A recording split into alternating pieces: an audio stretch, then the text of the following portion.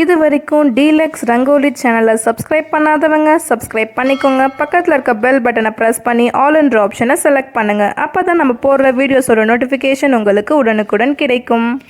நம்ம போட்ட previous video டிஸ்கிரிப்ஷன்லேயும் மேலே ஐ பட்டன்லேயும் இருக்கும். அதை பார்க்காதவங்க ப்ரெஸ் பண்ணி பாருங்கள். Hello viewers, welcome to our channel. இன்றைக்கி நம்ம உருளைக்கிழங்க வச்சு ரொம்ப ஈஸியாகவும் கிரிப்ஸியாகவும் ஒரு ஈவினிங் ஸ்நாக்ஸ் தான் செய்ய போகிறோம். ஓகே, அது எப்படி செய்யறதுன்னு பார்க்கலாம். இன்றைக்கி நம்ம உருளைக்கிழங்கு சிப்ஸ் தான் செய்ய போகிறோம். உருளைக்கிழங்கு சிப்ஸ் செய்யறதுக்கு 4 பெரிய சைஸ் உருளைக்கிழங்கு எடுத்திருக்கேன். ஃபஸ்ட்டு இது நம்ம நல்லா வாஷ் பண்ணிடலாம். ஏன்னா உருளைக்கிழங்குல வந்து நிறைய மண் இருக்கும், அதனால் இந்த மாதிரி நம்ம வாஷ் பண்ணி எடுத்துக்கலாம். பாருங்கள் எவ்வளோ டஸ்ட் பார்ட்டிகல்ஸ் இருக்குது. இப்போ நம்ம வாஷ் பண்ணி எடுத்தாச்சு. நெக்ஸ்ட் நம்ம இதில் தோல் எடுத்துடலாம். உங்கள்கிட்ட வெஜிடேபிள் பீல் ரிமூவர் இருந்துச்சுன்னா அதை யூஸ் பண்ணி நீங்கள் வந்து இந்த உருளைக்கிழங்கு தோலை எடுத்துடலாம். நான் வந்து நைஃப்பில் தான் இதை ரிமூவ் பண்ணுறேன். இப்போ நான் 4 உருளைக்கிழங்குலையும் தோல் ரிமூவ் பண்ணிவிட்டேன். நெக்ஸ்ட் இது நம்ம ஸ்லைஸ் பண்ணிக்கலாம். ஃபஸ்ட்டு தடவை உருளைக்கிழங்கு ஸ்லைஸ் பண்ணும்போது கொஞ்சம் மொத்தாக தான் வரும். நம்ம ஸ்லைஸ் பண்ண அப்புறம் மெலிசாக வரும். பாருங்கள் ஃப்ரெண்ட்ஸ், இதே மாதிரி மெலிசாக நம்ம 4 உருளைக்கிழங்கையும் ஸ்லைஸ் பண்ணி எடுத்துக்கலாம். இதே மாதிரியே நம்ம 4 உருளைக்கிழங்கையும் ஸ்லைஸ் பண்ணி இந்த மாதிரி தண்ணியில் போட்டு வச்சாச்சு. இந்த மாதிரி ஸ்லைஸ் பண்ணதும் உருளைக்கிழங்கு தண்ணியில் போட்டுட்டோம்னா கலர் வந்து சேஞ்ச் ஆகாது. இப்போ ஸ்லைஸ் பண்ணி வச்ச உருளைக்கிழங்க ஒரு 4 தடவை நல்லா வாஷ் பண்ணிக்கலாம். ஏன்னா உருளைக்கிழங்குல வந்து மண் இருக்கும், அதனால தான். இப்போ நான் 4 தடவை நல்லா வாஷ் பண்ணிட்டேன். நெக்ஸ்ட்டு ஒரு பவுலில் தண்ணி ஊற்றிருக்கேன். இதில் நம்ம சால்ட் ஆட் பண்ணி நல்லா மிக்ஸ் பண்ணிடலாம்.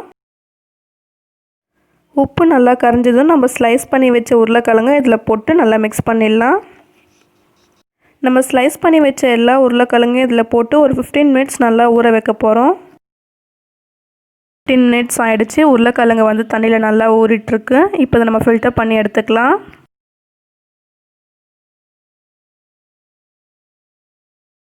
இப்போ உருளைக்கிழங்க வந்து நம்ம ஃபில்டர் பண்ணியாச்சு. நெக்ஸ்ட் இது நம்ம வந்து சுத்தமாக தண்ணி இல்லாத மாதிரி இது ஒரு காட்டன் துணியில் போட்டு காய வைக்க போகிறோம். இந்த மாதிரி ஒரு ஒயிட் காட்டன் துணியை போட்டுட்டு நம்ம ஸ்லைஸ் பண்ணி வச்ச உருளைக்கிழங்கு ஒன்றா போட்டு காய வைக்க போகிறோம்.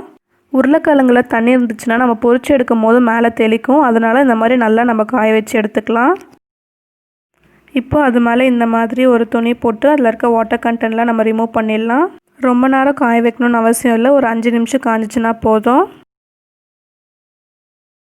இப்போ உருளைக்கிழங்குல இருக்க தண்ணியெல்லாம் நம்ம ரிமூவ் பண்ணியாச்சு. பாருங்கள், சுத்தமாக தண்ணி இல்லை உருளைக்கிழங்குல. எல்லா உருளைக்கிழங்கையும் இதே மாதிரி காய வச்சு எடுத்தாச்சு. நெக்ஸ்ட்டு கடாயில் எண்ணெய் ஊற்றி வச்சுருக்கேன். எண்ணெய் சூடானதும் நம்ம உருளைக்கிழங்கு ஸ்லைஸ் போட்டு பொரிச்சு எடுத்துடலாம். ஸ்டவ் வந்து ஃபாஸ்ட்டாக வச்சுக்கோங்க எண்ணெய் சூடாகிற வரைக்கும்.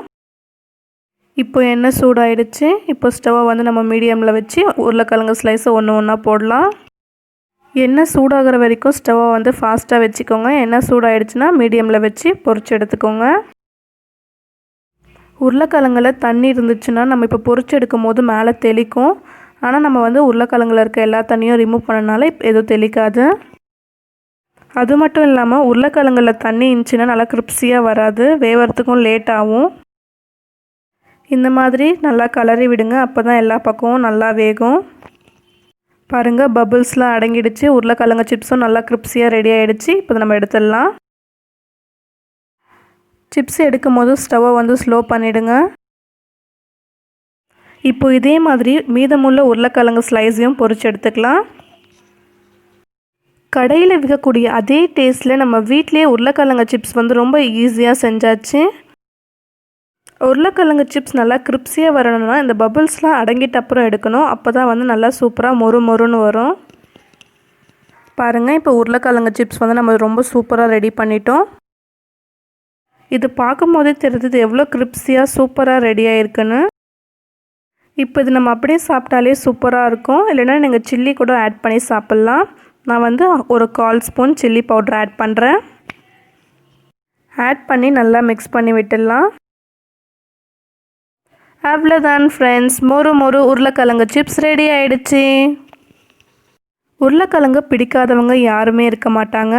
இந்த மாதிரி நம்ம உருளைக்கிழங்கு சிப்ஸ் செஞ்சு தரும்போது குழந்தைங்களும் விரும்பி சாப்பிடுவாங்க. இந்த உருளைக்கிழங்கு சிப்ஸை நம்ம ஸ்டோர் பண்ணி கூட வச்சுக்கலாம். ஆனால் இது ஸ்டோர் பண்ணி வைக்கிற அளவுக்கு நம்ம விட மாட்டோம். செஞ்சதுமே இது காலியாகிடும் ஒரு 5 நிமிஷத்தில். ஓகே ஃப்ரெண்ட்ஸ், இந்த வீடியோ உங்களுக்கு பிடிச்சிருந்தா லைக் பண்ணுங்கள், ஷேர் பண்ணுங்கள், டீலக்ஸ் ரங்கோலி சேனலை சப்ஸ்கிரைப் பண்ணுங்கள், பக்கத்தில் இருக்க பெல் பட்டனை ப்ரெஸ் பண்ணுங்கள். அப்போ தான் நம்ம போடுற வீடியோஸோட நோட்டிஃபிகேஷன் உங்களுக்கு உடனுக்குடன் கிடைக்கும். இந்த ரெசிபியை ட்ரை பண்ணி பார்த்துட்டு எப்படி இருந்துச்சுன்னு கமெண்ட் செக்ஷனில் மறக்காமல் கமெண்ட் பண்ணுங்கள். இப்போ ஸ்க்ரீனில் வர்றது நம்ம ப்ரீவியஸாக போட்ட வீடியோ. இதை பார்க்காதவங்க வீடியோவை ப்ரெஸ் பண்ணி பாருங்கள்.